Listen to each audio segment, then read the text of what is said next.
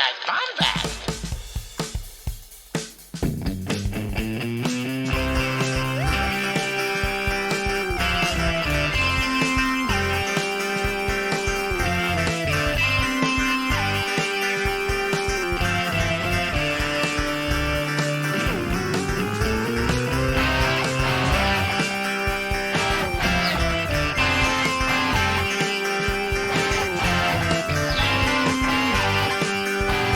Welcome to the Bombadcast. What is up? This is your boy, the Canon Junkie. I am here on a lovely Bombad Friday with my man, my better half, I would say probably, Mr. Scott T.J. Rowe. Scotty, how you doing, buddy? I'm really enjoying how you bring me in now, because since we got married last week, it's really nice to now know that... Oh, we haven't let anybody else in, but yeah, guys, just send us your congratulations and all gifts, to the Bombadcast. We'll get the PO box set up. So. Yes, but I'm doing great, Gerald. I'm actually trying to overcome a little bit of mucus in my throat right now. I'm a little. How would you say, under the weather, but I feel like... That's very Gungan of you, though, Like, remember in the Clone Wars, Jar Jar, spat at that, Gungan sealant. He spat a loogie on Padme's helmet, too. Yes, I feel a little like Camino, so that's pretty good. But if any of us start, I don't know, losing and rambling, or it'll probably be me. You can just, hock a loop on my part of the screen, I guess, so. Will do. I don't know how that'll work, but anyway. But we got a guest tonight, though, Scotty. Who is the guest, Gerald? We have with us none other than Miss Shannon Moran of Postcards from the Galaxy's Edge. You know her, you love her. She is one of our good friends from Celebration. We all were hanging out at the podcast meetup and just, having a blast, Bombad time. I try not to work that word into every sentence, but it's hard. It's hard not to work it into. Shannon, how you doing tonight? I'm good. How are you, gentlemen? Tasty. I am fantastic. Fantastic. Yeah, no, it's great. It feels like we're kind of back sitting in the little small room at Celebration where you guys were just kind of behind me and to the right. And it's funny, Gerry was the first person to ever recognize who I was because he was like, "Your Postcards from the Galaxy's Edge." I was like, "Yes." Yeah. And he was like, "I'm Canon Junkie." I was like, "Oh my God, we have to work together." And then, it was the first time anyone had ever that's when I first realized, oh my God, people are actually listening. And these are real people. I think at that point I had 2 episodes because, life is crazy, which we'll get into in a little bit with my job and things. So I was just at the time, I think I had 2 episodes. It was Coruscant and Endor. And I was like, oh my God, okay, people are actually paying attention. I need to do this on a bit more of a regular basis. But yeah. Wait, you're welcome for the added stress. I don't know. No, it's definitely not stress because it's been interesting because I've now been doing podcasting just a little over a year now, and audio editing is kind of my, not Achilles heel, but was one of my weaker things. And now I mean it's getting faster every episode. I'm learning tricks, and also when you start getting templates set up and all the sound effects and things, so it's definitely coming. So it's a learning process and things. And of course, Gerry here is my lovely navigator and tells me about my canon planets. Yes, sir. How awesome is that? No, I think people who listen to you will chime in and listen to us, and people who listen to us will chime in and listen to you. That's the beauty of this whole community we've got going on, and especially when you come to Celebration, you can have it meet all together in one room, which is just honestly one of the most magical things in the world, because it was I don't know, Celebration next year is going to be different for everyone. We're going to have business cards and buttons and all this kinds of crazy stuff being, it's, I don't know. I get really giddy when I think about things like that. But I don't know. I'm really very happy you're here, Shannon. This is going to be awesome. This is going to be fantastic. Oh, I'm very excited. Very excited. I did joke when I had John Hoey on my show, or maybe it was Lacey. It was one of them. I said, you need to just have a Resistance broadcast network, because do you realize after your podcast, seriously. live thing. We I think 3 spawned. I know you guys did. I have. Yeah. I don't know if there's a third one, but I mean, it's like all these kind of subsets. It did. No, yeah, dude, and Celebration is amazing. It was my first time to go last year. It felt like the first year you go to summer camp, and this year, now they're kind of it's really looking like I'm going to be able to make it again, and it's just kind of really approaching fast. It feels like when you go back to summer camp and you know everybody now, and you're you got a crew, you know what I mean? You're all walking around there we're gonna take this place storm, maybe get kicked out. I don't know. Well, can I voice Scotty's gonna get kicked out of Galaxy's Edge because he's gonna get drunk and try to lead the bar in a Unadooey day. Never know. Oh, God. No, that being said, though, I have to bring up one thing. This is going to be another weird celebration, not only because of the networking, but also the idea of I don't know, there's going to be so many events going on that our friends are going to be hosting and doing and being attendees at, and whatever the situation's going to be. It's going to be even weird to be I want to go to this, but I got to go to this, and this is going to be this time. I'm sure you might be too, but we're going to try to submit our podcast to the podcast panel, and me and my buddy Eric keep joking the podcast panel is going to be during the Kenobi panel or something. It's going to be yes. I'm going to be me and Gerry are the only ones sitting there talking while the Kenobi thing's going on. No one's in the room with us. It's going to be awesome. I just can't wait. It's going to be amazing, but I'm a bit sad because I actually sadly will not be able to attend this year. So it was last year was kind of my last big push because I was it's the last film. Yes. I need to be there, and it was Chicago, and it was way to see my parents. So sadly, I think the next time going to Celebration is if it ever comes back to Europe, which of course then that means a lot of you guys probably can't come over here. So it's a bit of a bittersweet, but yeah. We're gonna make it work. We will patch Shannon in. Definitely. We'll bring you in via satellite. Totally. Yeah, exactly. Walk around with a screen on our chest or something, and a camera on our head, on Arrest Development, the guy who's the surrogate stuff from. Yeah. There you go. Oh, so if you don't go to prison. Great. Well, Scotty, there's something that we kind of started this podcast doing, and we've kind of fallen off of it for a while, and we talked about bringing it back as a segment for our guest episodes. Yes. And I don't know if you want to kind of give the lowdown on what that is. I think very what's the word I'm looking for? Obsessive Bombad listeners are going to be that. Maybe that's not the word, but anyway. And I think you would say let the us in, OG Scotty. Let us in ones. on the secret. The ones from June of 2019 would get The this. faithful few, like Anthony Goodman, maybe. Probably. Maybe Rick. You guys have been around for a while anyway. Farm boy. But yeah, no. Yeah. Well, that being said, this is something I thought of way back, must have been 2 or 3 years ago, because it is the best way to categorize Star Wars movies.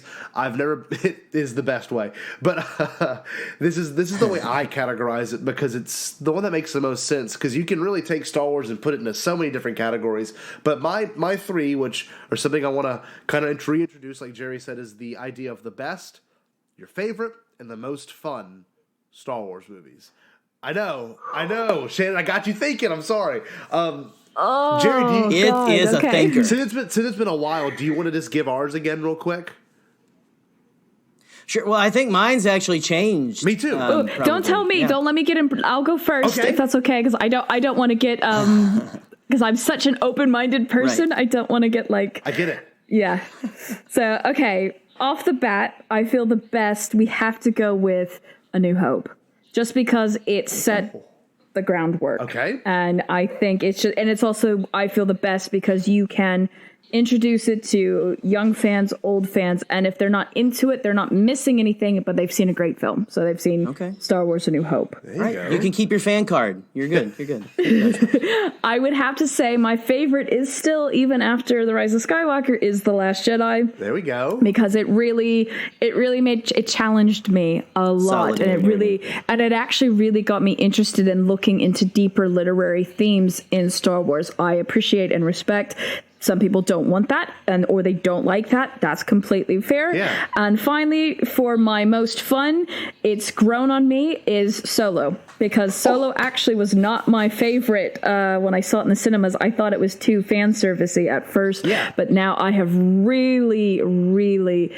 if I want something just fun to play in the background or like while I'm prepping things, and it's my better half's favorite. And actually, I think because of her, I've really seen it through someone else's eyes and enjoyed it. And of course, the Make Solo 2 happen movement and everything. So Solo is definitely my most fun. So sorry, there we go. I didn't know yours would get like. No worries at all. That's what we really wanted from it and stuff. And seriously, very, very solid answers. So, yeah, really though, like that's something those are three I actually would not think would be the ones brought up. I want to hear Gerald's because this gets interesting. Okay, so I actually have me and Shannon. We're kind of similar, but I don't, if you remember back all the way back our first episode in June of 2019. I think my best and my favorite have switched. Yes. So the best Star Wars film, in my opinion,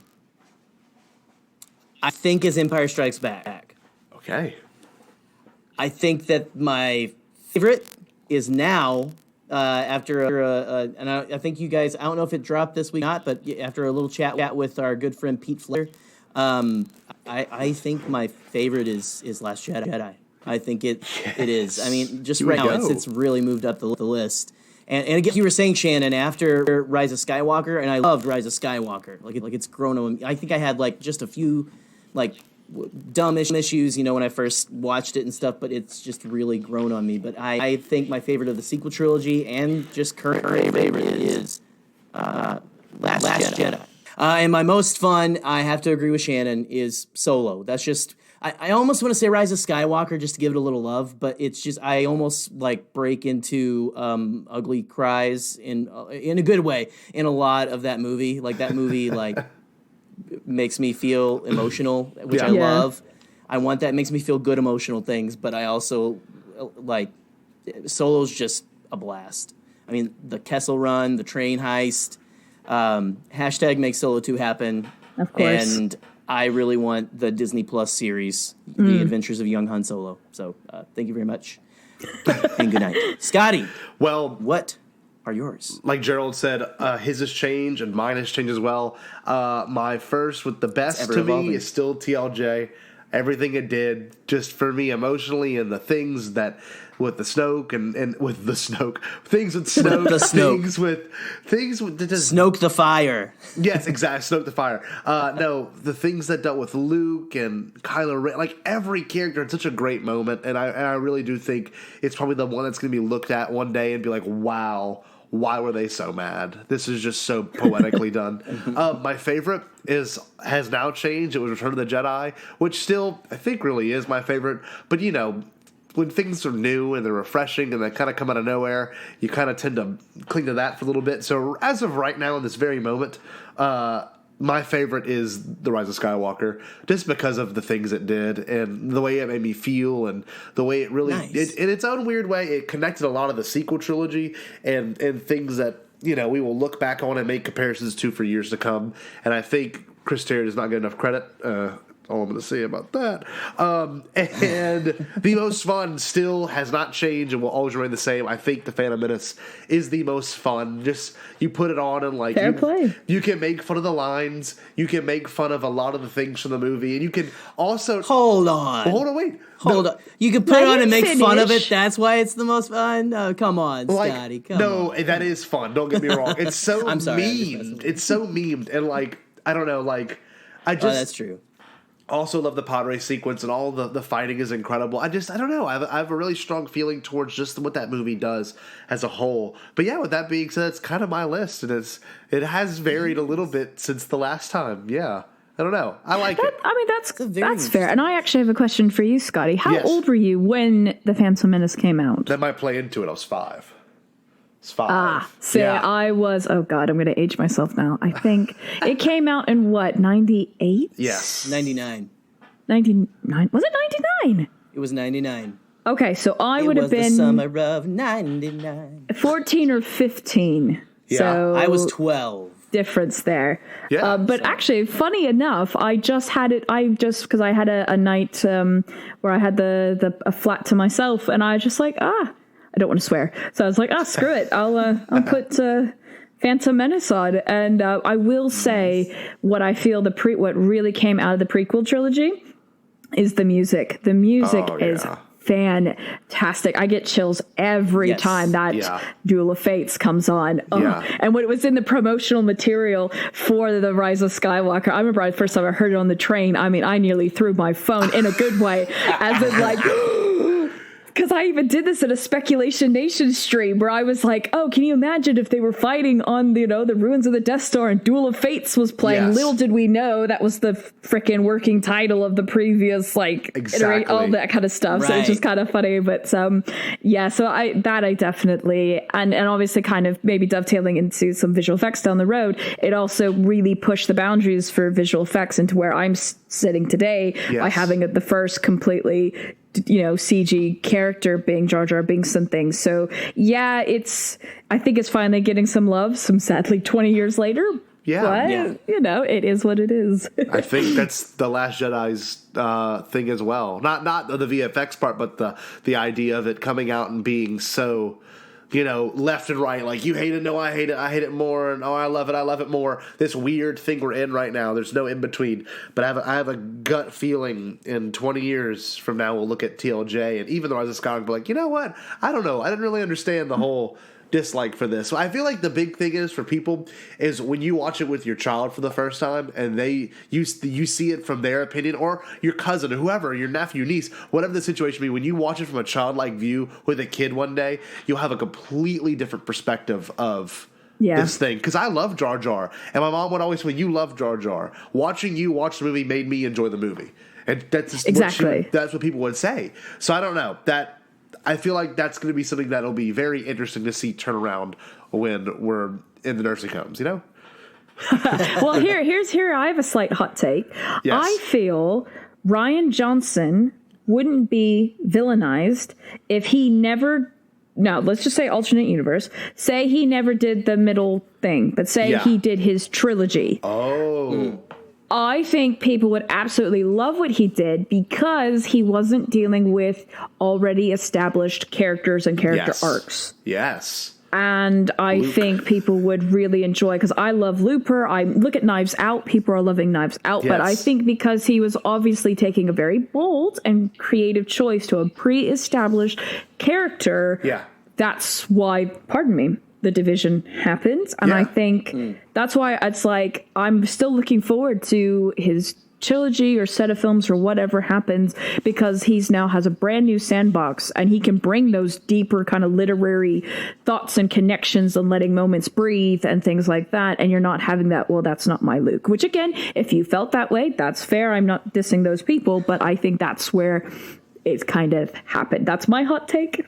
I'm done. Right. She's a great guest. Shannon, you're a great guest, because that's like you phrase it exactly how Gerry would phrase it. Look, we're not here to piss you off. You just kind of like have to ease, because you do have to ease into it, which is unfortunate. Well, and I, with my sultry voice, I just go, calm down, baby birds. Calm down. Well, it's not even like I feel like I have to backtrack or things. I think it's just one of those, I think it's okay to have like a hot take or something, but say, hey, but I totally get where you're coming from as well. So I'm not being disrespectful. So, but I get what you're saying. But yeah, it's definitely not but don't attack me. It's one of those. No, I see you. Because like, for example, my better half hates The Last Jedi, and I just have to go, yes, honey. Mm-hmm. No, I totally respect. Yeah. That's like, at first, I don't know, it feels like we've been in a long like campaign of just like back and forth ever since that came out and stuff. But I mean, I'm finally to a place, where I think when I got on Star Wars Twitter and did my Canon Junkie page, you go and you follow all the Star Wars people that it gives you. At least I did. And I've slowly whittled away the voices that may have been less negative, less than positive, or like, causing me mental distress. To where now I've got a space where, like, oh yeah, it's fine. But you really do, you feel like, it's like I want to just go like, okay, that's how you feel. That's cool. I like it, and I don't really feel like I need to, Yeah. I think you can not also like it, and I can like it. Exactly. I think also for me, because I had a complete reversal, I walked out of The Last Jedi absolutely loving it. I had friends who walked out conflicted.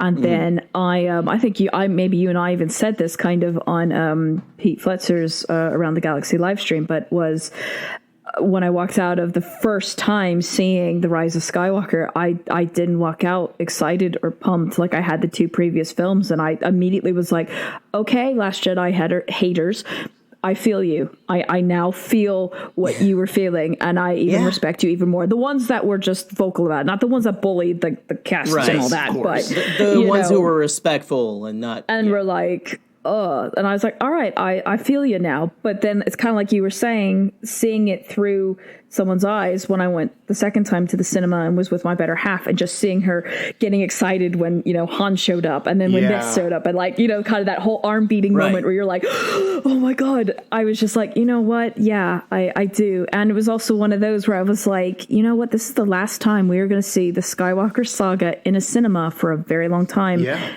Enjoy it. And Christmas too, like God knows when we're going to get another film at Christmas time for Star Wars. Do you know what I mean? So it was like be in that moment kind of thing. So yeah. Well, can I bring up one thing real quick? Because that brings up an amazing point. Shannon, so you had a good experience when you saw it with your significant other, right? When you saw it? Yes. Gerry, what about you? When I saw it with my significant other, or just people in general. It was fun. Anyone. By that time, I think I had seen it.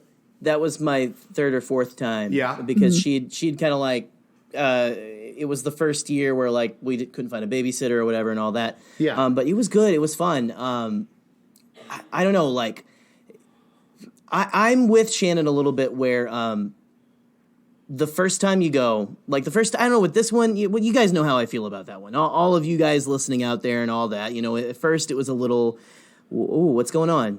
What's happening? Yeah. And I don't know, when I went to see it with my wife, she had cousins up from Alabama who were visiting us. Yeah. And it was the first time in a long time I went to the theater and bought tickets for like 15 people. And we were all on like a couple rows, almost a whole row, but we couldn't. A couple people joined last minute, so we put them right in front of us. And it was fun. It was fun going to a theater with a big group, and that was just I don't know, a ton of fun. Yeah. But I don't know. But Scotty, what point were you making? To your point, though, every time I saw it with family, friends, my best friend, my cousins, whoever I saw it with, every one of them left that movie with just like, wow, that was a great movie. It did everything it should have done. It was emotional. It was super huge. It was fun. You saw old characters, saw new characters, the big three united. It was so weird to like have our little bubble of people that we love and follow and people that we might not agree with come out and have their super strong opinions because they're super strong Star Wars fans like us three, And then to have the people that go see the movies and they come out in theaters, or the people that like to, just the super casual, like my aunt and my uncle, people like that. Yeah. And for them to be like, wow, I loved it. That was not that didn't change my opinion, but it definitely made me see it from a different eye after that because it does everything I think a Star Wars movie should, even if it's something you agree with. You know what I mean? Yeah, same with actually my parents, because my parents, they saw it when they were sophomore. They saw the original Star Wars in 1977 when they were sophomores in college. Yeah, wow. So for them so that was cool to see the full range. And so when they saw it, the two of them, because they always go and everything, that they really enjoyed it. I was like, okay, for me, that says it all in volumes. That's somebody who's been, they don't mind the prequels. They thought Jar Jar was a bit silly, but they got it, but for some, but they remember, Carrie Fisher, Luke Skywalker, obviously but anyway, it was like it was cool so that also made me kind of go, all right, fair enough, and things like that. That's awesome. Right. Well, I know that it's always good to just, like you were saying earlier, Shannon, just to make sure you realize a lot of these people who have a different opinion than you, if they're not being a jerk about it, just to remember that feeling and to remember, like, like the people who didn't like Rise of Skywalker, those of us who liked Rise of Skywalker, those who don't like Last Jedi, just remember, like, it, you know, no one wants to hate a Star Wars movie. Yeah. It's just, what do they do with those feelings and stuff? Yeah. I don't know, like, it's good to get feelings out and talk about them. And as long as we're all doing it respectfully, there you go. Go back and listen to our fandom episode, everybody. There you go. That was very Jedi of you, Gerry. But Shannon, Jedi mind track. Jedi mind track. What am I saying? Jedi mind trick just now over this episode. Shannon, real quick, from what you do and what your podcast is all about, I have one little question. Okay. Yes. What is, now that you've done some research and Gerry, of course, has helped out a little bit, what is your favorite planet? Do you have a favorite planet? We've never discussed this on the show before. Yeah, I would say actually one of my favorite planets is probably the second episode I did was Endor. Yeah? And then, Endor, just because that was my first introduction. I loved the Ewoks because, again, that, you know, like like how you identified with Jar Jar as a child. I loved the Ewoks. And I know the generation before me, my parents' generation was like, ugh, teddy bears with sticks. But that's also something I always think is definitely, it's definitely Endor. And so that's why I was really excited when I thought we were going back to the Endor. We did technically go back to Endor, just was on a different moon. I totally called that one. I also, though, really enjoy Scarif.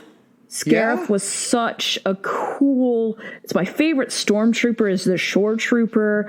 That just, the visuals of the Stormtroopers in the water and on the beach, where it was this gorgeous setting, but with this such tragic, it's very tricky. But those were my two. So I mean, there's so many other ones that are very cool. Like, I forget, there was one in a video game, Knights of the Old Republic 2, and it was like the bottom of it. It's not Nar Shaddaa, but like the bottom of it had been blown out or something. That was a really cool visual and things. But no, to answer your question, those I would have to say Endor, because that was my first introduction. And then just for something different was Scarif. That's awesome. Oh, nice. I never thought about Scarif being one of them. Not just from your personality, but like Scarif in general. Like, it's such you almost forget about it. You know, I love Rogue One, don't get me wrong, but you almost, like that whole sequence, the last 45 minutes of the movie, when you first see the planet, and then and you forget it's like an Imperial planet because of how it looks. You think Empire, you think of like sad and drab, but you got to think, at least one of their planets was like a pretty cool staycation kind of place, you know what I mean? Yeah. I mean, it was like the beaches of the Star Wars universe. Yeah. Exactly. Well, and also, it was the first time, visual effect-wise, again, sorry, everything always goes to visual effects, but that was the first time that we saw X-Wings fighting kind of within a planet's hemisphere and gravity, and hence why they had to do new techniques for reflections and things in the cockpits, because everything else used to be up in the stars, whereas this was the first time, like when they go through, I actually just watched Rogue One like the other day again for the first time in like 2 years. It's the only one I don't own. I need, because I keep having it on Sky and Netflix here in the UK, so I need to buy it. But I found it at work and just was kind of having it play in the background when I was working a late shift, and just when they go through that shield, the planet shield or whatever, and then I was like, oh my god, this is the first time we're seeing like U-wings and X-wings. They're in the hemisphere. They're not like, in the atmosphere. And then that's what then led into The Last Jedi, where then now the Millennium Falcon is kind of, so I mean, everything dovetails. But that's awesome. I always thought that was quite cool. That is really sick. Awesome. Like there's that, I never thought about that sequence introducing a lot for VFX, and of course the amazing tie-in with the original leaders. Whatever the leaders. Gerry, you know the names. Yeah, well, Red Leader and Gold Leader. Yeah, Red and Gold Leader. Trying to think, Dutch Vander and Garvin Drace. Yeah. Garvin Dave Drace. The only guy in Star Wars named Dave. I don't know if that's canon anymore, but I hope it is. Those are some great answers. I guess I really wouldn't know mine off the top of my head. Gerry, do you have any favorite planets we can discuss briefly? I think I know his, because he has a postcard coming. Ooh. Well, I hope I answer the right one because I can't really remember. I love it's hard because I love just like any really cool environment and stuff. Like I love the Scarif play. Scarif's really cool because it's different. Man, there's a lot of really cool ones. I can't pick. There's so many. Do you remember which one was your episode on my show? Which one was my episode? I guess it's tricky because you also do the navigation, don't you? Yeah. Yes, it was Lothal. Oh, nice. Lothal. Well, I love Rebels and stuff, and Lothal is just kind of an interesting, almost what, like, I guess we kind of thought Dantooine was gonna be like, maybe a little bit, which I think Dantooine might be a little kind of grasslands and stuff, but it had like all the little like candy corn mountains all over it or whatever, you know, like shaped things. I do love that one. I don't know. It's just almost depends on whatever I'm watching at the moment or whatever. Totally. And it's like, ooh, that's a really cool place. Like I was just watching the episode, was it Heroes on Both Sides of the Clone Wars, where, and I know I don't want to like do any spoilers for Shannon or whatever, but it's the one where Queen or Padme takes Ahsoka, because Ahsoka's very like, oh, all separatists are bad, and she takes her to a separatist-controlled world where the leader is like an old, what is it? What would you call it? A mentor of Padme's and stuff, like almost a family. Like she's almost like an aunt to Padme. Yeah. And it's Mina Bonteri, and I'm trying to think of the name of the planet, Raxus or something, I think.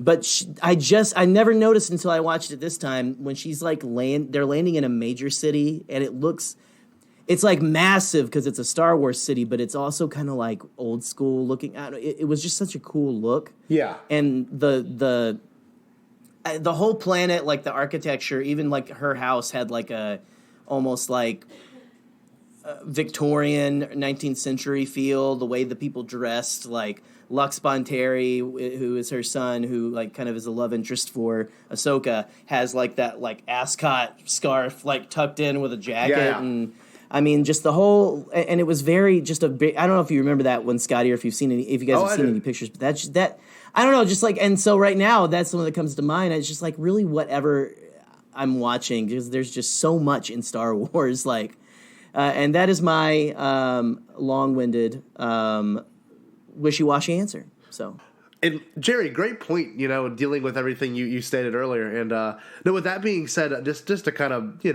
keep this thing going, my favorite planet is Jakku, because the idea of it's really kind of cool. You're living in pretty much the outcome of the last war, and that's where Rey was kind of raised. That's where Finn had his turn, and that's where Kylo Ren first recognized Finn. That's where they kind of crash landed on later. It's just like, I don't know. I think it's a really cool.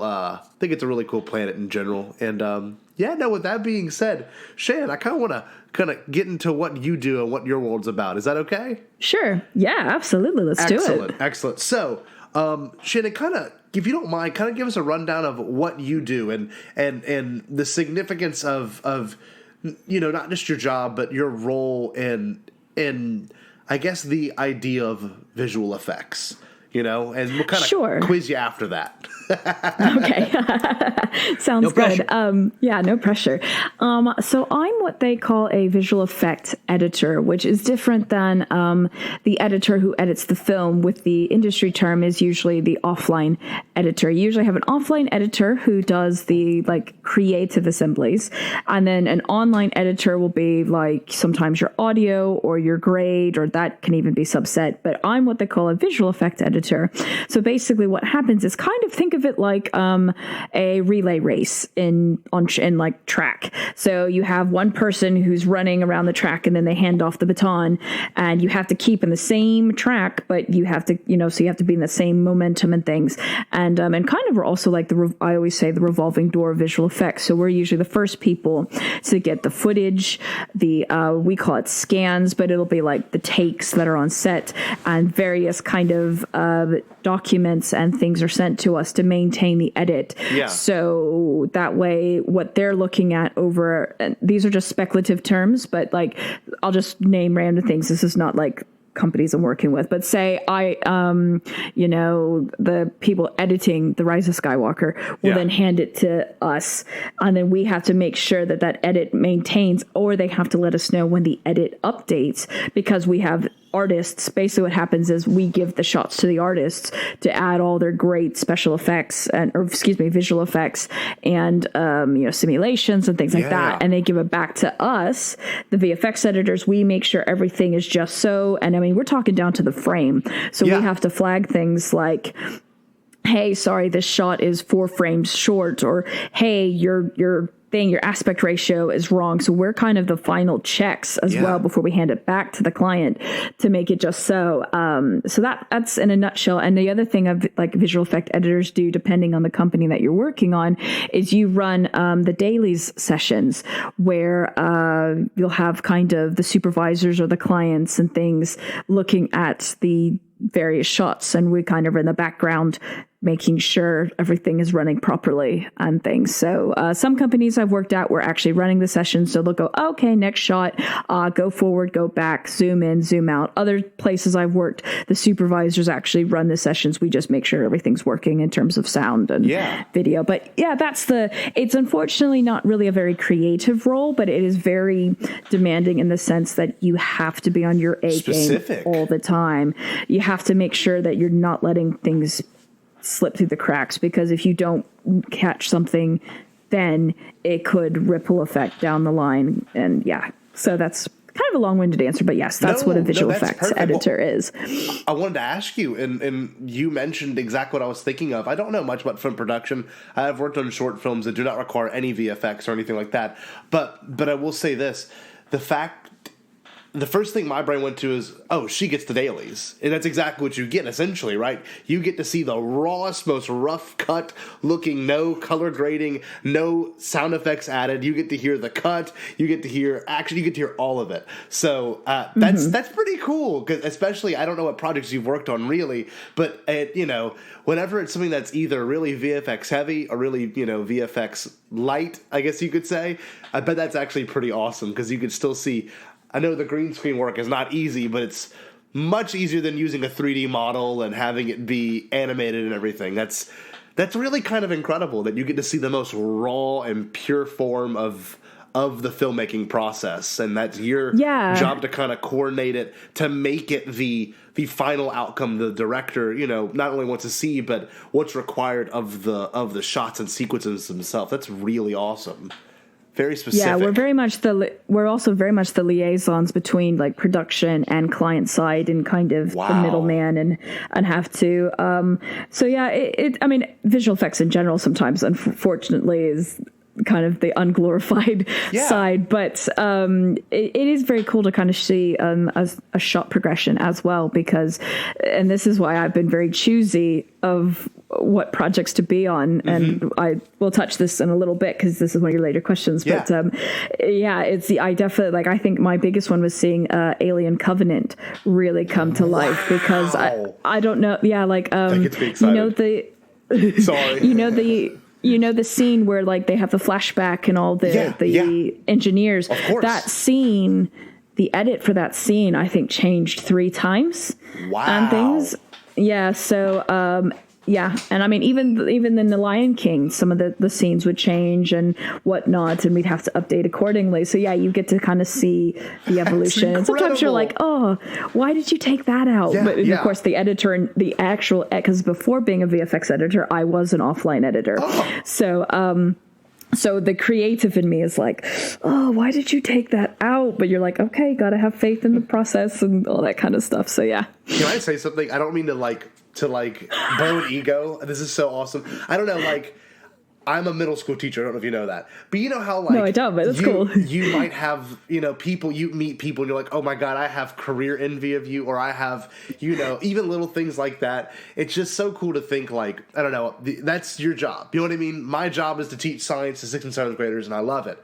And trust me, I wouldn't trade it for the world. But when you mention something like Alien Covenant, I'm a big fan of Ridley Scott, or you mentioned even Lion King, or I don't even know what else you worked on, and it's up for you to tell the people. I'm not going to be the one to pry that from you. But with that being said, whenever that's mentioned, it gets me kind of giddy, because those are things I dream of hearing Ridley Scott, giving directions, and then, or whatever the outcome may be, or whoever you work with. Just I can't imagine seeing the xenomorph costume looking the way it does in a raw form before anything's colored. I don't know. That like gets me going. You have no idea. That's incredible. No, Save it's the really bonus cool. features. Yeah. Save the bonus features. Anyway. Yeah, I think for me as well, it also is what keeps me humble is by like your reactions and things, because of course it is a job. Of course. And so like any job, you get tired, you get frustrated, you're easy. like, oh my God, the hours are ridiculous. The pay is very low because it is. It's not a lot of pay. Yeah. The hours, the demands, because client based kind of work is very demanding and sometimes not very rewarding. But I always tell myself, you know, I was a military kid.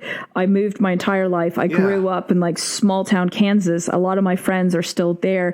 So sometimes when I'm having like a bad day, I have to really check myself and go, yeah, this is crap, but look at what you're dealing with looking at, and like never forget that. Like I'm a cyclist. I commute from a train station to work, so I'm riding past Buckingham Palace and Piccadilly Circus, and I'm always very mindful to be awesome. Like, don't take this for granted, because there are, 20 people that would love to do what you're doing. And, I just very much, and I have my better half, definitely, she's a nurse. So when things are like crazy at work and I'm like, oh, there's this emergency. She's like, no, there's not. No, exactly. No one's dying. True. I get it. It's one of those, it keeps me very humble. Sometimes slightly frustrating because it's like, but it sucks. But I definitely really try to be mindful and stay humble, because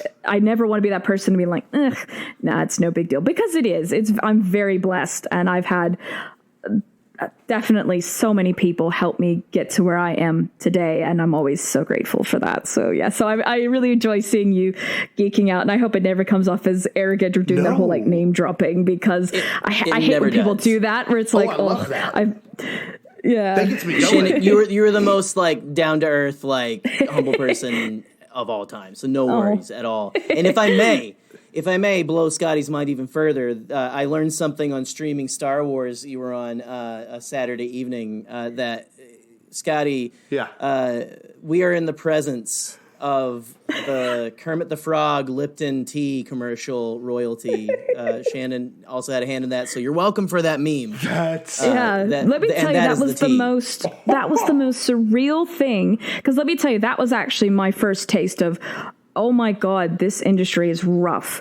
It was my first week, and it was that commercial, which I was like, oh, this is cool. I love the Muppets, whatever. And let me tell you, that lens flare in the glass, they did so many versions of that to get because obviously what it does in real life and what the client wanted was ridiculous. But they did, when they did the final delivery, they worked a 36-hour day, not week, day.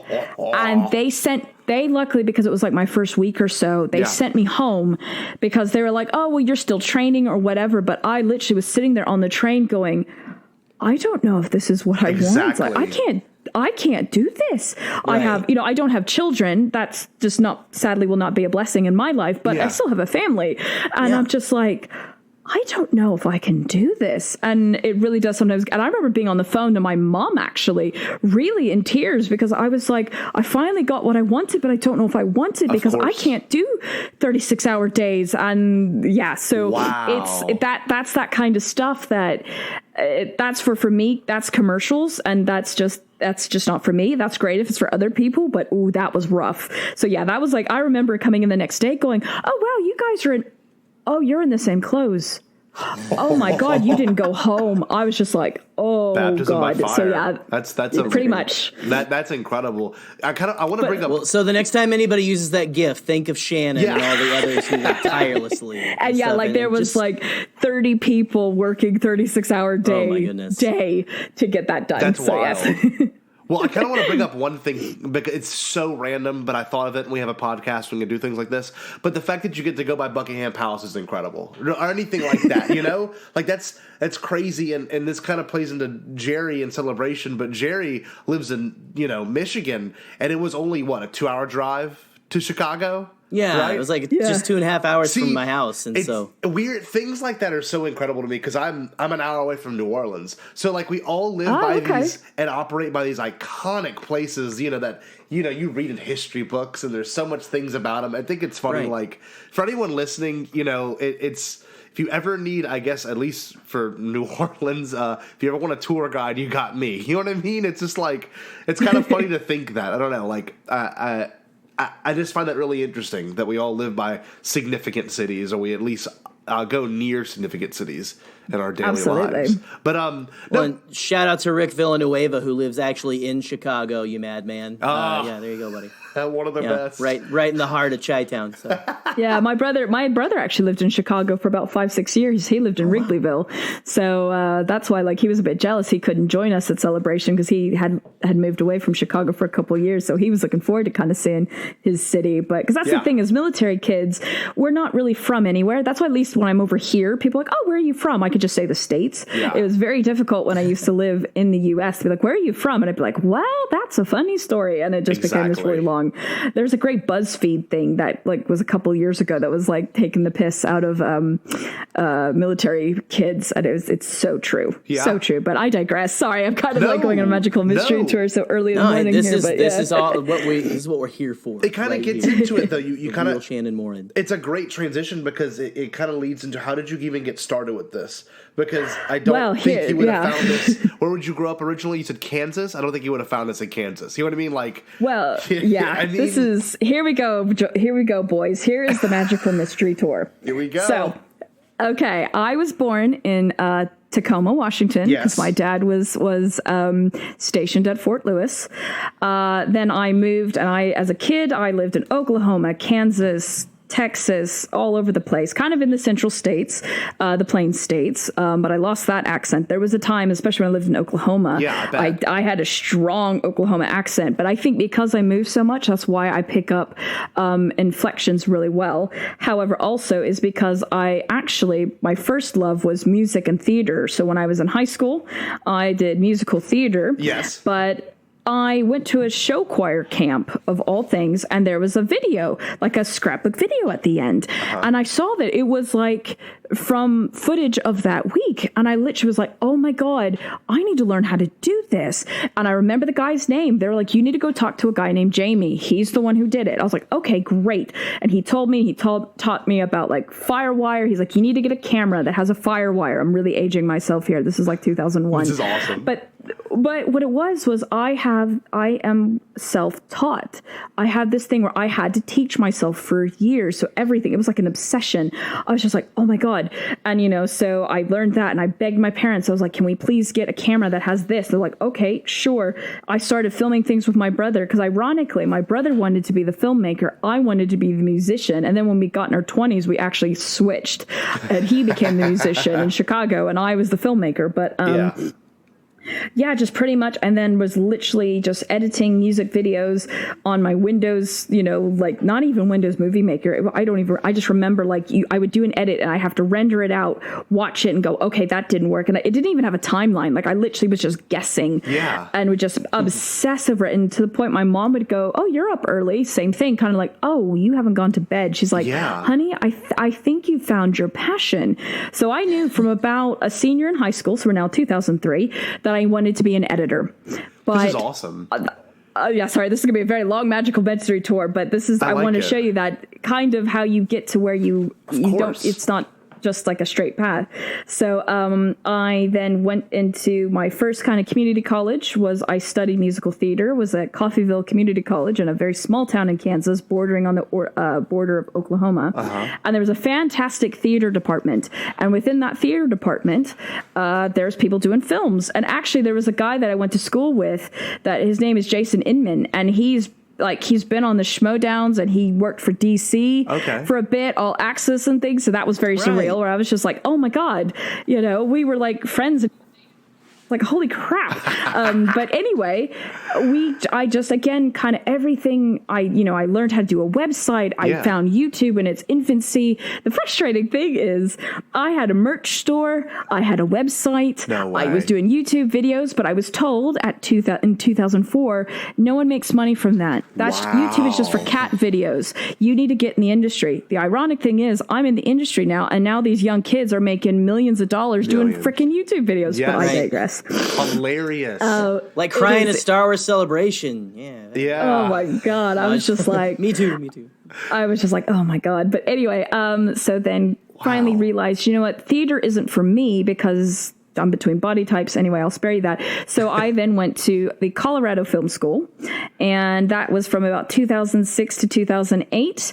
And I worked in a TV production company and was working in television for a little bit, had my first kind of industry job, but I went to LA for about 3 months and quickly saw it's not for me. Yeah. And that's, if it's great for other people, great. I found it was very difficult. They wanted you to still be, the size 3 blonde in the dark room, and because I'm not very glamoury, it wasn't for me. Yeah. And I happened to meet my better half at the time in LA, and they were English. And it was just kind of me and my mom and dad, they were just like, you know what, maybe, basketball players do this, where I know it sounds like a silly thing, but, basketball players, they change careers and go to different countries. You obviously really care about this person.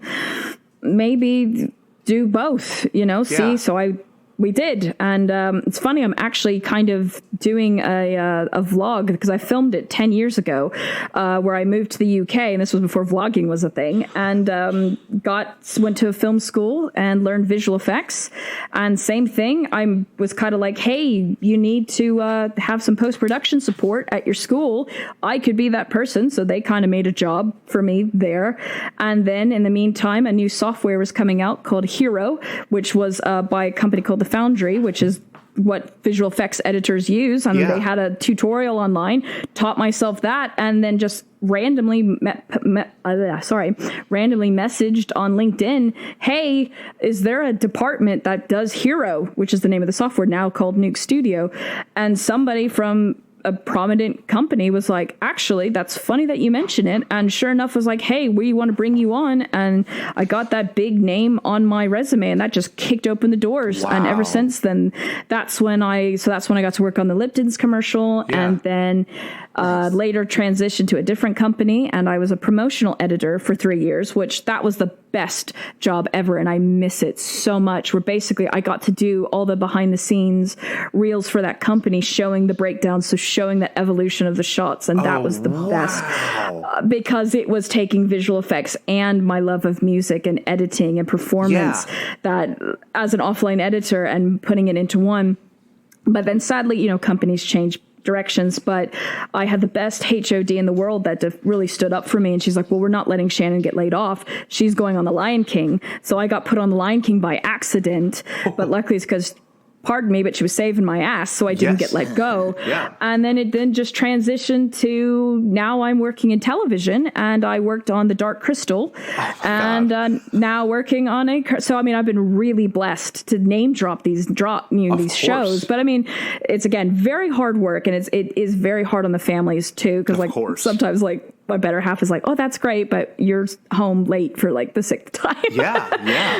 But that really, and to be honest, I was very blessed to be in England. That's the tricky thing, is sometimes it is about luck and timing and location. And I don't think I'd be in where I was if it wasn't for also my better half being English. But, it helped me get over to the country, but I still obviously was able to maintain through my training and things like that. But so there you go. There's the long-winded magical mystery tour of how I got started in visual effects. I was a musical theater nerd and liked editing and computers at the same time, and transitioned it all into visual effects. That's incredible. I mean, no, I really this is the most adult the Bombadcast ever got. A live story is pretty adult for Bombadcast material. Let's be honest here. Wouldn't you agree, Gerald? We're stepping up our game, guys. That's all I'll say. I told you. I warned you guys. I warned you on social media. So. No, Shan, that's beautiful. And to what you're saying about just the things you're working on, the things you're a part of, it's just, I don't know, you really have come all the way. You've really seen the analog to digital thing too. I mean, let's be really honest. Have, yeah. I always say, like, it's weird. I was born in 95. I know that dates me, but like, I remember being the last like generation of children to have a house phone, number one, and to be able to not live without a computer, number two. It's very weird. I'm this strange generation, and you know, Gerry actually got to see it from, what, 87 on? You know, so Gerry got to see this other I don't remember much before 93, but yeah. You know, but still. I'm the same. Like, I don't remember much from 1990. That's why I joke when people are like, oh, I'm a kid in the 90s, and they were born in the 90s. No offense, No, I Scotty. am. That's me, yeah. But I'm like, I don't say, oh, I'm a kid of the 80s. I was born in the 80s, but I certainly don't remember it. I maybe vaguely remember 89, but 90s, I vividly remember. Exactly. I remember life before the internet. Yeah. Well, no, it brings to your point, though. It's like the same with your department as well. There was a time before it was super digital. You know, there was a time before working at VFX. It was very much something that was puppetry based, and you know, and not even just that, just stop motion and all these incredible mechanisms that have kind of gone away. I mean, you could tell us. I mean, I don't really know, but like in regards to what you do and to see how the industry has changed over your life is pretty incredible, especially with the addition to the live wire and like just even little things like that. Or no, what was it called? Firewire? Is that what you said? Yes. Yeah, just like Firewire, yes. Something that's so long and bygone, and even the early days of YouTube is just like, oh man, I don't know. It's wild. It's not funny, going anywhere, just like LimeWire. Yeah, it's just like LimeWire, exactly. Oh God, I remember LimeWire and trying to get like trailer queues and things like that. Man. But it's incredible. Well, you know, the struggle is real. Thank you for telling us your journey. That's really kind of beautiful. No, it is. It's just for real. Yes, very amazing. Thank you so much. You like, you know, and this is a weird thing, but like if you think about the journey that everyone else from this point on is going to go through. Like my students I'm teaching were born in 2008, and trust me, that makes me feel like an old man. Oof. I know. I was in 7th grade in 2008, so like it's weird to like. I mean, they grew up with these smartphones. Like this is all they know. When I watched this happen, and it was the first thing I ever did on a smartphone. My dad's best friend's wife had got it, and I picked it up and I said, I want to see the Maps app. Because I thought that was the most fascinating thing in the world, like to show your location, and then you see all on this little device. I was at a restaurant. Dude, I remember when I first got into college and I had ready access to like internet in the computer lab, and I would go on Google Earth. We would go on Google Earth and just like zoom way in. Yes. Like, look, there's the Eiffel Tower at 720p. Well, yeah. God, yeah. I want to bring this up. It just dawned on me. Can I say something, Shannon? This is a great question to ask you. I remember must have been 2008 or 2009. I remember reading an article saying by the year 2020, visual effects would be so good that the human eye could barely tell a difference between what was real and what was fake. Would you say that we're almost there? Like, I just watched Toy Story 4, and of course I'm looking at all the small things, the dust in the air, but one thing that really stood out to me the absolute most was the water physics and the water on the window at the very opening scene. Mm-hmm. I'm getting chills talking about it. It looked so the rain freaking in that first scene is insane. Oh my god! Like when the little dude. I mean, that's animation. Yeah, exactly. But still, the idea of it, like that, honestly looks like if you had told me, you know, of course, 10 years ago, I wouldn't believe you. But like, if you look at that, like when the little what's the little green car's name from Toy Story 4? What's its name, Gerry? RC, man. That is our good buddy RC, who my daughter absolutely adores. Well, when he's stuck in the ditch, and he's like trying to go. It's so like the lighting. It's freaking. It's so impressive. And like, wouldn't you say, Shannon, we're almost there? Like we're at the cutting edge.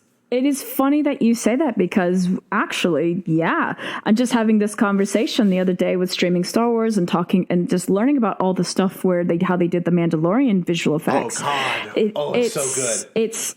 It even blew my mind. Like I was reading the main article that I read was from American Cinematographer, which James Bainey posted on his Twitter, and it's great. And you should definitely, if you really want to I mean, they get very technical because, of course, it's also a camera magazine, like for camera operators, Yes. but they get so specific. But it is incredible. Like, it's funny because I do, we've kind of taken a little bit of a hiatus, but I actually do a visual effect based podcast called Pending Final, which is funny. That's an industry term, but we were talking about the history of visual effects. And I would say, yeah, from about 2010 or 9 on was this massive like renaissance of visual effects and like motion and things like Andy Serkis, Jon Favreau, actors trying to take these tools and push them to a new level to where they aren't a gimmick. But I mean, it's funny, even it all comes back to Star Wars. My job, my software I use, Avid and Premiere and Final Cut Pro is kind of shot itself in the foot in 2011, but that's down to George Lucas because he started the first. Yep. And he started the first, what they called non-linear editing system, where you're not editing on film and you can swap things out and things on.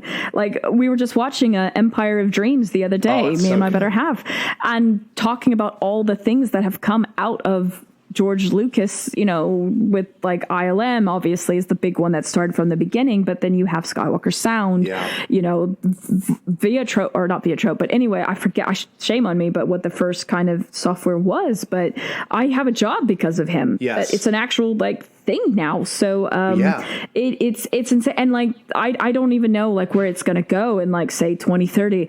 No idea. It's going to be insane. And sometimes it's slightly scary. Like, but like going to your water, like water is so difficult to simulate, and we have to thank Pirates of the Caribbean of all things for that, because that's what started it, and it just got better and better and better, and that's why like that water simulation for the Rise of Skywalker and that Death Star ruins is absolutely incredible because it's so seamless, and water is so difficult. And it's so exciting to hear someone like yourself, Scotty, who isn't industry trained, pick it up and go. And now you weren't even talking about Rise of Skywalker. You were talking about Toy Story. Exactly. And yeah, it's really cool. Very cool. So I have no idea where it's going. Like I can't even fathom. Well, it's always been something I've been interested in, and not just your career, but the idea of what you might have to see, or the idea of what the final product is just fascinating. And I remember hearing this from my uncle. I don't know if this is true, but I remember him telling me vividly that when the prequels were coming out, there was 3 different divisions of ILM. There was one that was based in England, there was one that was based in California, and there was one that was based in China, maybe. So they had a round time rendering on different servers. Like once the people from England left at 5 o'clock to go home, you know, to go to their, you know, back to their house, the people in America were just picking it up. And once they were finished, the people in Hong Kong would pick it up right as they left there. I just like the idea of that is so freaking fascinating. But is that the reality? Is that definitely the case, or no? Is it a little exaggerated? That is definitely that. No, it's not exaggerated. That is the goal. A lot of it is in India now. Okay. The problem is sometimes the time zone works to your advantage and other times it doesn't. Hence why sometimes the long nights you get in London is because your clients are in America. So they want to have a session in the afternoon. Like us. So case so it's like... So if the time zone is in your favor, then yes. And that is the thought process of, okay, we can get Bangalore or, you know, Chennai to start doing their stuff, and then it can hand over to London, who can then hand over to Canada, where a lot of the visual effects at least is in Canada, Montreal, Vancouver, repeat.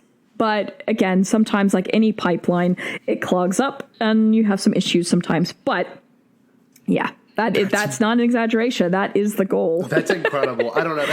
That's just, I feel like I'm just interviewing you. I'm sorry, Shannon, but this is like... No, that's okay. That's absolutely fine. Bizarrely fascinating. I don't know. I don't know. I've just worked on little stuff. Like, I've made short films, and I'm working on a guy who's really, I would say, someone, not even I look up to him, but a friend of mine who actually, I'm going to try to promote their material hopefully in the next couple of weeks for the Bombadcast. But a friend of mine, just such a passionate filmmaker, and like, I don't know, I look forward to hanging out with these people that I work with, just short films with, and to have someone to talk to you about this kind of stuff is just really cool, because you do the legitimate, like, full on VFX stuff, which is something I just never thought I'd get a chance to talk to someone about. You know what I mean?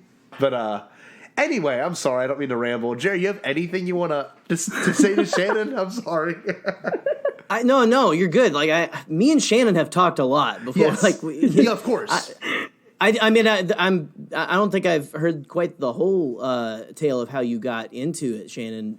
No, I don't think I've ever really had the chance to tell the whole tale, because it is such a long, it is truly a magical mystery tour. And I think now, just kind of, because I'm 35 this year, and it's the first time, like, I've kind of gone, oh, wow, I'm not the new kid anymore. Oh, I'm not the young kid anymore. I'm not the old kid, but I'm not the new kid anymore. And like, I think talking to at chat as well, because we're very similar in age, and we come from that same background, that it's just like, he was one of, like, my first kind of live streams I ever did with, we were talking about post-production and things, and it was just kind of like, wow, okay, this is the first time that I'm like, I've actually kind of been doing this for a bit now, and actually feel I kind of have, like, an outlook on something. I still always have a lot to learn, but it's quite cool to kind of say, oh yeah, I remember, doing it this way, and I learned this and then this. And so, and yeah, but then it also gets to get kind of funny. Like I think I was saying the other day, where I was like, I was the old guy on campus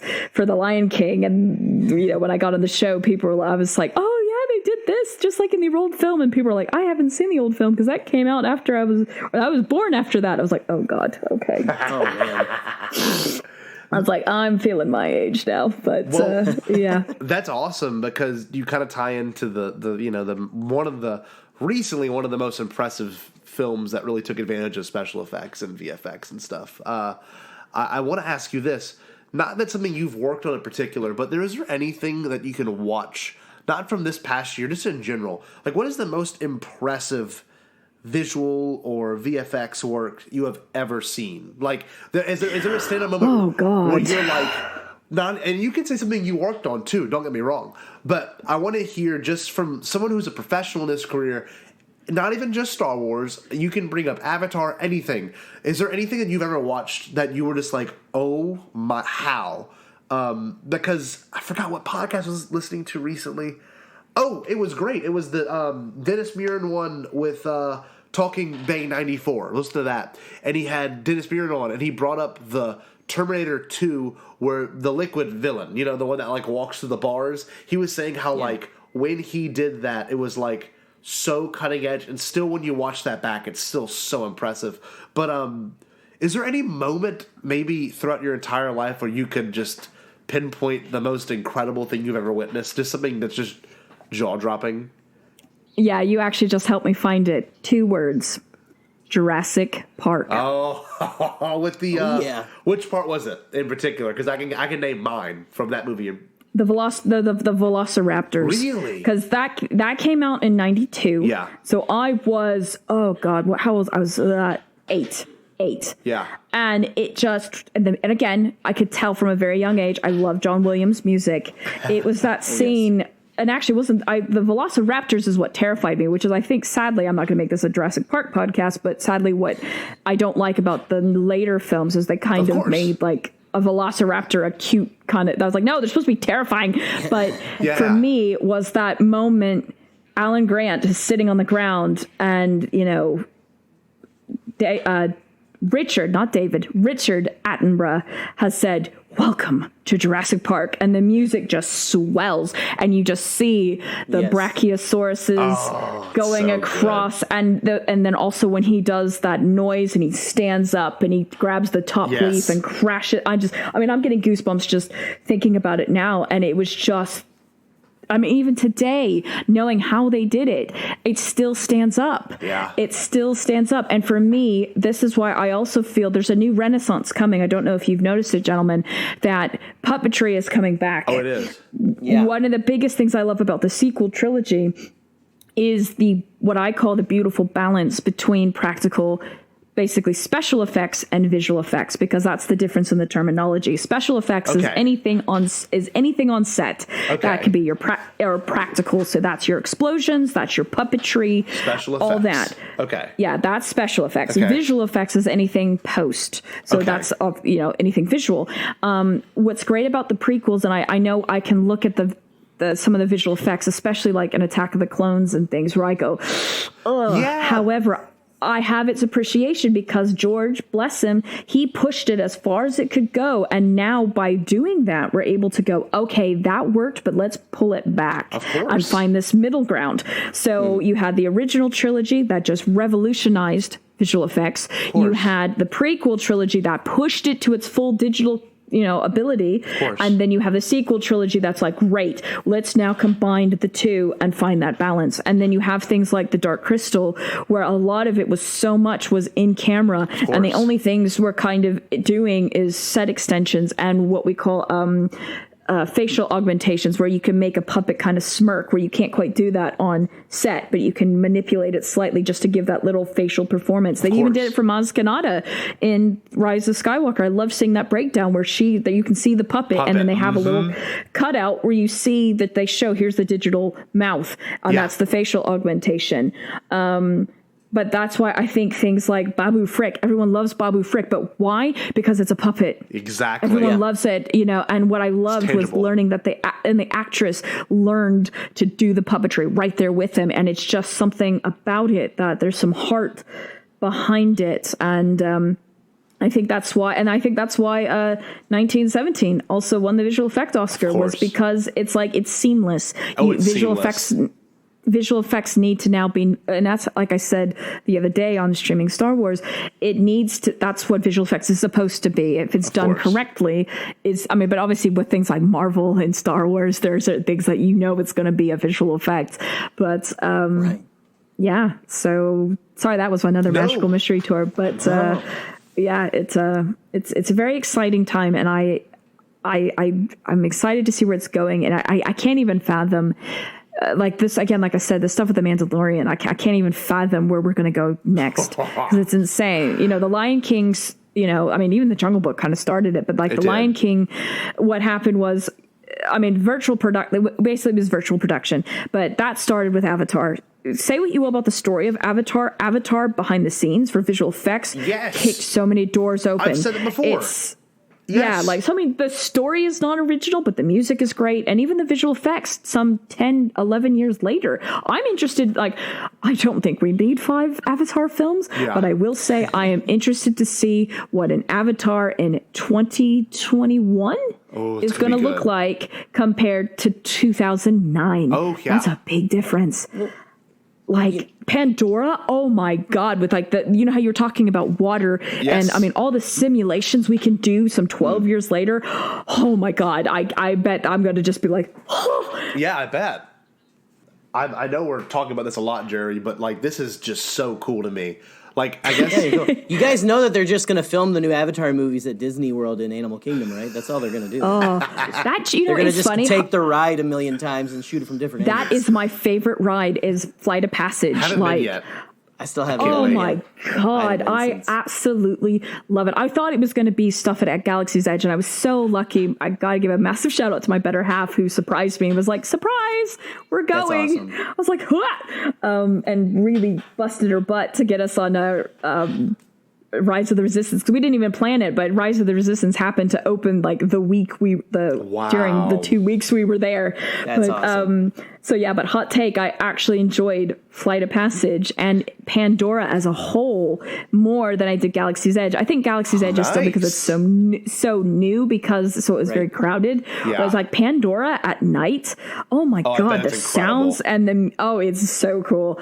But yeah, anyway, kind of to go back to the visual effects, it's just, I think having people, again, like I said, Andy Serkis, he very recently, I know he kind of ruffled some feathers in the visual effect community when he was saying that, that's not animated, that's me. I think he didn't quite understand. And also I think some of his quotes were taken out of context, but he bless him when he got a BAFTA fellowship, not the fellowship, that was Kathleen Kennedy, but he got a lifetime achievement or something at BAFTA as well. And he really kind of said, thank you to the artists, the animators and things like that, because motion capture, though, he's really revolutionized that with Gollum and then obviously Snoke and things like that. He's the leading kind of person on that. And then, Jon Favreau, who's again an actor, but is like, hey, how can we push these tools and this technology? So it's even non-VFX people going, okay, let's take these tools and not twist them, but push them to their potential, but then also not go so far where it's a gimmick. And it's great. Right. It's such an exciting time. And now with streaming, like The Mandalorian, not only with visual effects, but now bringing high-end visual effects to television. It's incredible. Because there used to be, even 3-4 years ago, we have to thank Game of Thrones for this, that visual effects in TV were like, okay, now, and it's an exciting time for me because a lot of that stuff is going to be in London. So I'm like, come on, Disney Plus, yes, please, come my way.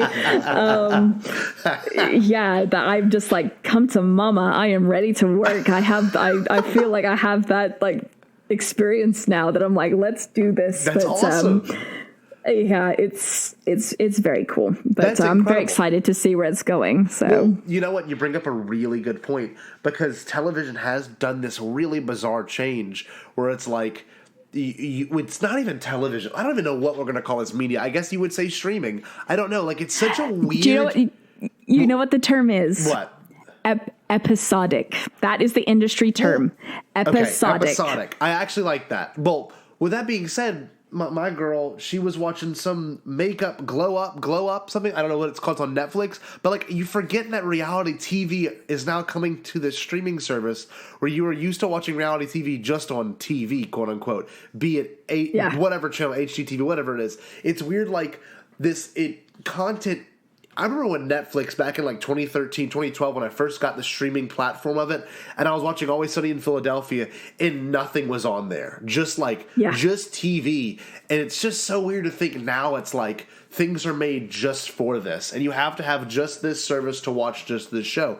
Dark Crystal, Stranger Things, Mandalorian, Marvelous Miss Maisel. It's so weird. It's just bizarre. And we are living in a very interesting time of revolutionizing how we get content, especially because we're a Star Wars podcast, and they've got Star Wars YouTubers, they've got Star Wars Collider, huge companies that do things that affiliate with Star Wars. Then you've got, I find that we are living in a very fascinating time of the change of how media is being interpreted, and I don't know, I've always felt really like my grandfather used to record and do all these crazy things back before it was popular, but now everyone's doing what he does. He's got family photos from 1938 because he had the foresight in 2005 to digitize everything he had. You know what I mean? And he has audio recordings from the late 40s of him as a teenager because of everything he had. It's just I don't know, it's weird to see everything kind of come full circle with the importance of media and how things are really being transferred now. I don't know. I just find it absolutely incredible. I completely agree, but I also feel, and as the three of us are kind of ambassadors in this kind of digital renaissance or whatever, of course, they're also, with the way we're consuming media, it also means everyone kind of has a stake in it or an opinion or something like that. And I feel it's up to us to also be those ambassadors and keep things kind of in perspective and to keep everything gracious and gentle. And I promise I won't get too hot takey, but I know with Twitter and Facebook and everything is now so interconnected, we're able to talk to people who've worked on the things, so close, employees and things, but I feel sometimes people need to understand there is still a line. There are still humans, and it's just kind of we have to keep. It's exciting and it's great that we can all share and talk, but we also need to be responsible and be kind, basically. I don't think that's a hot take at all. I think that's the golden rule. That's the social media rule. But it's nothing new. I mean, look at our man Ahmed Best. Exactly. It's nothing new. But I think it's up to us as people who are consuming the media and also promoting the media to keep it very positive and things like that. So that's why I think we all definitely strive to do that. But Amen. Well, 100%. It's funny to think about this too, and this is getting very meta, but like when you look back at the time we're going through right now, it's pretty much going to be one of those things where like we're like literally monkeys with phones. Like that might sound really weird, but like we are gonna be the age in like 1,000 years from now, they're gonna look back and like, oh my god, like they drove vehicles, like they didn't get driven around by a thing, and they had these tools they played with while they drove these vehicles. And it's like, these things, they're just posting whatever they want. They're posting their entire life. Nothing is private. It's just, I don't know, if I really am very retrospective on what I've seen, but really trying to be more in tune to what's going on now, and it's really just insane. And like, it's hard to really kind of grasp how intense this world is in regards to communication and what we expect versus what we get. And like, I think The Last Jedi is a good product of that, because it's like, you could attack the director. You could literally, and you never know if you'll see it, and you could tell when he does or when he doesn't. But like, I mean, it's still so weird. It's hard to get over it. I kind of want to get everyone's opinion on this. I can start with you, Gerry. Is there a particular moment, not just the sequel trilogy, but in all of Star Wars, that you can just remember being like so incredible? Just in regards to the, like you said, special and visual effects. I like that I now know the difference, by the way. Thank you, Shannon. Well, I'm trying to think here. Man, I don't know. There's always been stuff that's like so. I'm stuttering through this, but there's always been stuff that's so mind blowing. It's hard to pick one moment because each movie has it. I can pick mine. I think like, go ahead. Yeah. The force back. Oh wow. Oh yeah. Wow. Why? Because again, I can tell it's a combination of practical and visual, and it works in such a way that it helps the story. So I love that you have the use of sound. So the moment Rey touches that saber, the lights change, but then all of a sudden you see it, you're in Bespin. But then somehow they do it to where when she then, like the world is falling around her, but then she rolls, and then now it's just that whole, I love that's a whole nother like segment on its own another day. Just breaking down where's the visual, where's the practical, kind of thing. And just again, it's it's also very creatively edited, because you're getting kind of frames and things, and it's used as a good storytelling. Because I mean, I'm sorry, because of that force back vision or whatever, that just started 3 years of speculating on who is Rey and what is this. Yeah. And it literally was the shot heard around the world. It just was in the Star Wars universe. And it just, for me, because it was also, again, something we had never seen before. And it was just, for me, that's my standout moment, which I know is kind of funny because it's not this big fantastical space battle or, I know how they did it behind the scenes. It's, for me, is that, because it's just like, it just is a beautiful kind of visual and practical and story based. And it's just that, for me, that's mine. That's awesome. Can I bring up a really weird thing I discussed in October, Gerry? It's the research I did. So at one point, this plays totally what you were saying. There's the sequence where they're on Bespin, and she sees something from far away. I think it's quote unquote a little boy or whatever the thing from the novelization is. She sees it from far away, but I don't know if you know this, and I'm sure you're aware. But they full on had a guy in a Vader suit and a guy with a Mark Hamill lookalike do those scenes, right? Like they legitimately had that shot and all the way done. I could send you if I could find the thread. They had a guy dressed as Luke Skywalker. They had the whole set built to like show different angles of that sequence, because this is from rumors and stuff that I've really deep dive into on the internet. But like, they were going to show where the hand went. That was a whole thing. How the lightsaber, the true journey of the full lightsaber. But they full on have like a double essentially of 1980 Mark Hamill from Empire Strikes Back, and it's absolutely incredible what they could have shown with that sequence. And I do love that sequence, the part where she falls and it goes to the next shot. That's still when I watch it, I'm like, what the hell? How did they do that? And then they pan, and then she looks back up and it's raining, and then after that it's in the snow and she stands. It's just like, that's a visual mind warp, and the fact that they pulled it off without it looking like crap is insane. That's a really good one. I wouldn't have thought you said that, but that is a damn good one. Do you know yours, Gerald?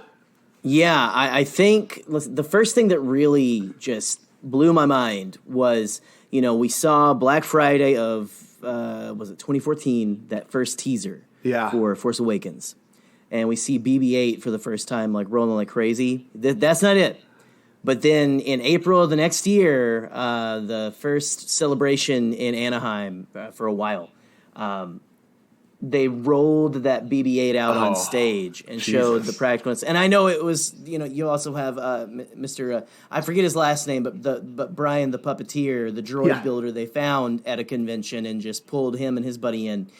Just being the puppeteer on that thing, running around like a crazy man, like in a green morph suit behind that thing, which I want to see I want to see more behind the scenes shots of that because that just sounds hilarious. Yeah. But just that is like BB-8 is there, and he was like they figured out how to do a couple different puppets or whatever to make him work. Is just, I don't know, that was a special effect, Shannon, that really blew my mind at the time. And so I don't know, that's the only thing that's coming to memory, or the first thing that I saw that was like, oh my gosh.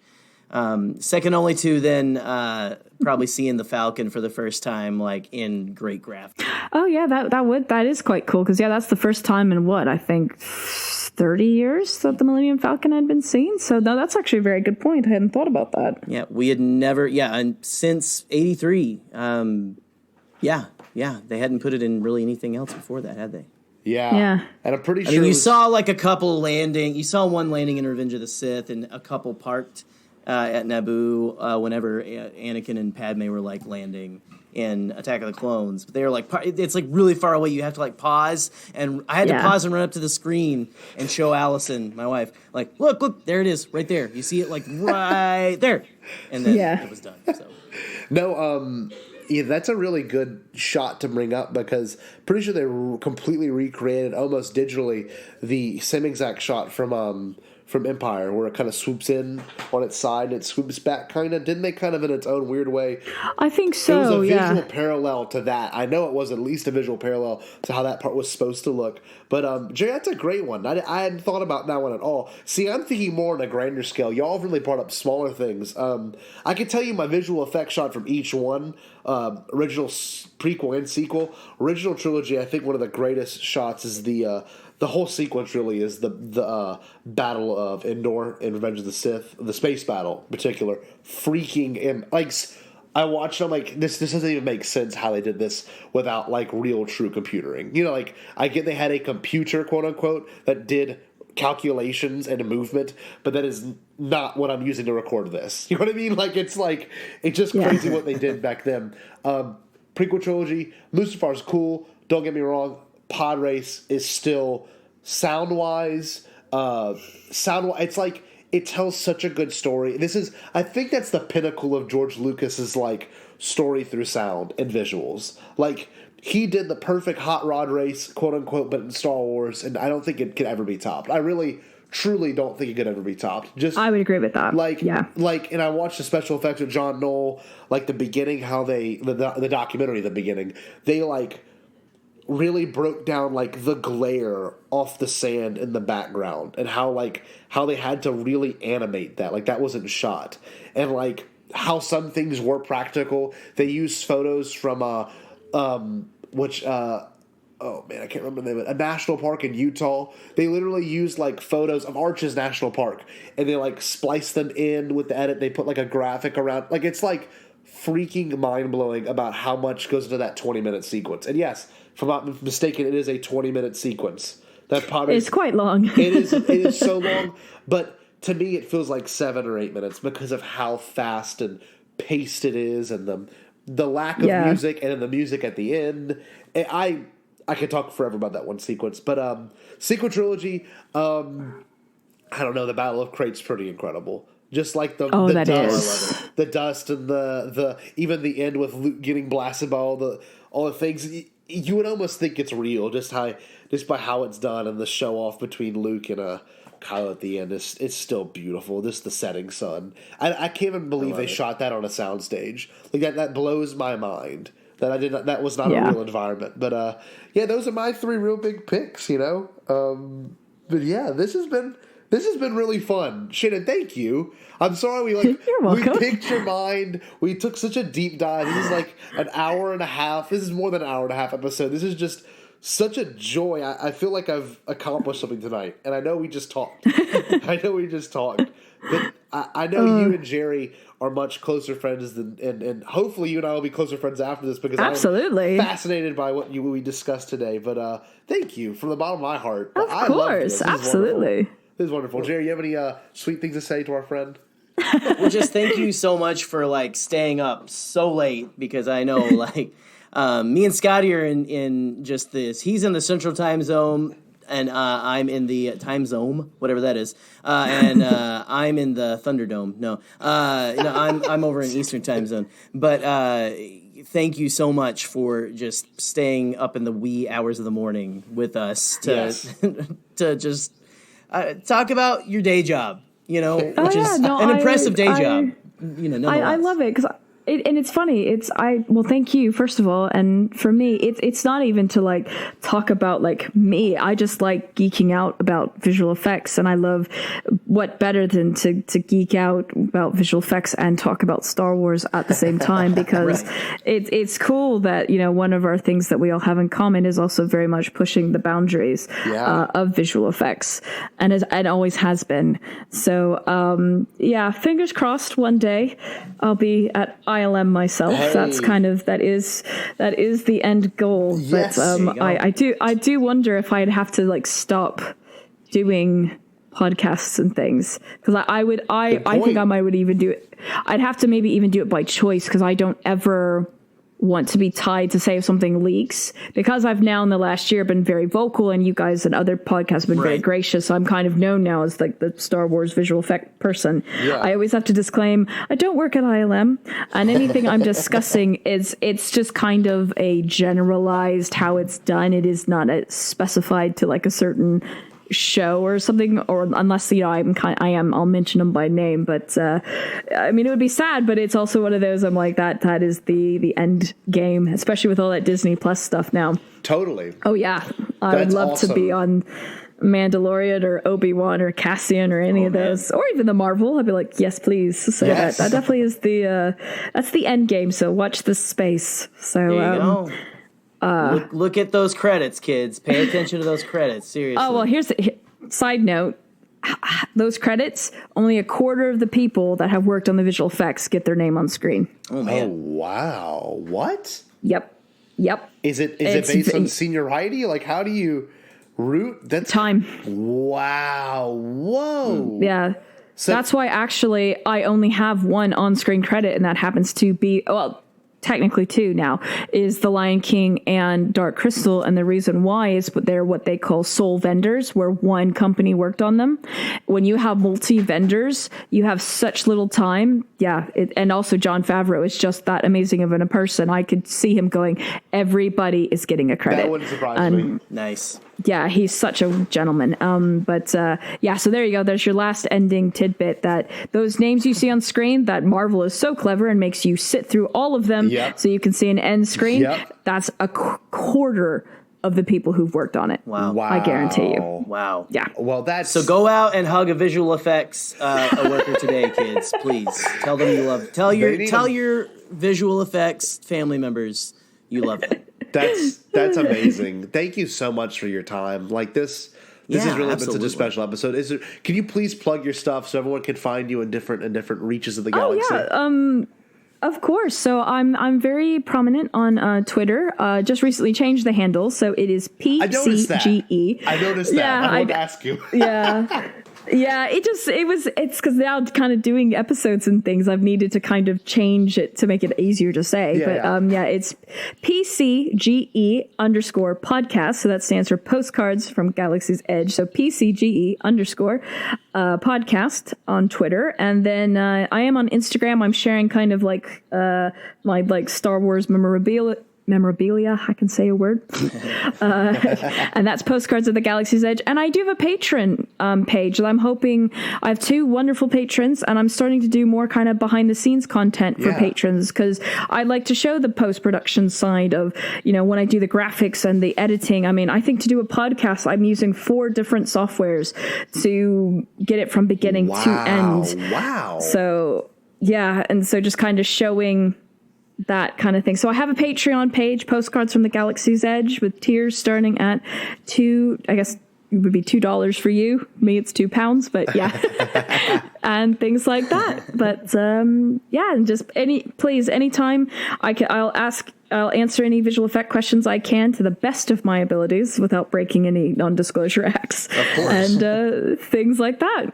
Well, you'll get some from me, but awesome. Floodgates have been opened. I for anyone that has not had the opportunity to go watch any of Shannon's videos or be involved with any of her like community type events, especially with streaming, go do it. I mean, I've done it a handful of times, but after this conversation, after how much fun I got to have with her here, I know that I will be 100% involved. And thank you. It's just like, I don't know, there's people like you and Pete Fletcher and TRB and Alex Damon, and these people that like I don't mean to put on a pedestal, but whenever I see a like from them or I get to talk with them on social media, it's just a pleasure. And it's like, we're lucky enough to have a community that we have now where it's all really joined together. But hopefully my goal is by the time we get in August for Celebration, yes, we will have someone with a webcam on their forehead and an iPad on their face, and you will be walking around Celebration with us, and we'll be holding your hand. It'll be very weird. But no,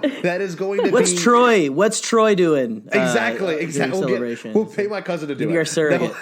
That's hilarious. No, but I'm just in all kidding, seriousness, you are now part of the One and Only Club, and the Bombad fam a proud will member. welcome you. Exactly. But you are a member of the Bombad thank you fam very and much. the One and Only Club. Yes. And thanks for letting me, this was probably the most personal kind of magical mystery tour I've done about me and my journey. I didn't mean to but yeah, I think if I wanted to say anything to anyone who's interested in getting into visual effects and things, like anything, it's a lot of hard work. And as you see, it's going to take time. It took me nearly 15 years to get where I am, but stick with it. But also, always be gracious, always be humble, and do not forget where you came from, kind of thing as well, because it takes a village to get anybody to where they are. And yeah. Well, thank you so much for your time and getting a chance to do this. Gerry, let's plug our little stuff. We can do our little classic sign off, and we'll call it a night, but or a Bombad Friday. Gerry, where can the wonderful people find you and our T-shirts and our new our new marketing campaign and social media? That was very strangely said. I like it. Well, all over the place. And again, no, thank you, Shannon, just once again for coming on here and stuff. It's been I have so much fun, and it's a pleasure to work with you and making stuff, and just glad we finally were able to have you on. And Seriously. It's okay. People tend to spill their guts around us, so it just happens. But guys, check Shannon's stuff out. You can follow myself, my Bombad self, at Gerry the Canon Junkie at The Canon Junkie. You can Scotty, where can the people follow you? They can follow me at the Scott Jarrow. Make sure you my students stay away from my Instagram. Make sure you are... I've been there. NSFW, man. It is bizarre. It is not... it has been ran since the year 2011, and it is strange. Got some strange history on there and some strange content. I don't think I've went and scrolled it, but I know what I'm gonna do probably till about midnight my time. Gerry, it's like 3,600 posts. It is weird, but no. In all seriousness, please make sure you like and follow our pages and everything affiliated with us. Be sure to get us on Twitter, Instagram, Facebook, of course. T Public is Bombadcast. Just search Bombadcast. Easy. The easiest thing you can search. Don't buy those fake shirts we found. No, go to T Public, the Bombadcast swag shop. We found some counterfeit Bombadcast. I saw that. It's so weird. I wish I had some counterfeit ones. Actually, no, I don't wish I did, but yeah. I don't know. I had somebody at I don't know if it was at work or my church or wherever I was at. A family member was like, "Hey, just tell those people selling the shirts in China to stop or whatever." I was like, I don't know, man. I don't know if they're going to or not. So. Well, yeah, exactly. So Gerry, plug the Clone Wars thing, and then we can get off this wonderful thing. What is wrong? All right. Yeah, well, guys, we are doing the first ever in the world, in the galaxy, Bombadcast. We're the first Bombadcast, but we are doing a Clone Wars After Arc show. Yes, pretty much. Again, the show that is famous for letting a bunch of young teenage nerds know what arcs actually are and story arcs. Thank you, Dave. But anyway, our show, Experience Outranks Everything, is going to be starting, I guess, whenever the first arc ends. So we'll see. I think we're going to go episode to episode. So after the Bad Batch arc airs, which comes out today, it came out today. Yeah, it did. Wow. Wasn't it amazing? Wow. That's Loves that episode. Insane. I'm nervous. We'll talk about it in like 4 weeks. We'll probably talk about it on our regular episodes too. But yeah, we'll see. We're gonna run logistics soon. Right. But check those out. Those will be coming soon. And until next time, stay bombad.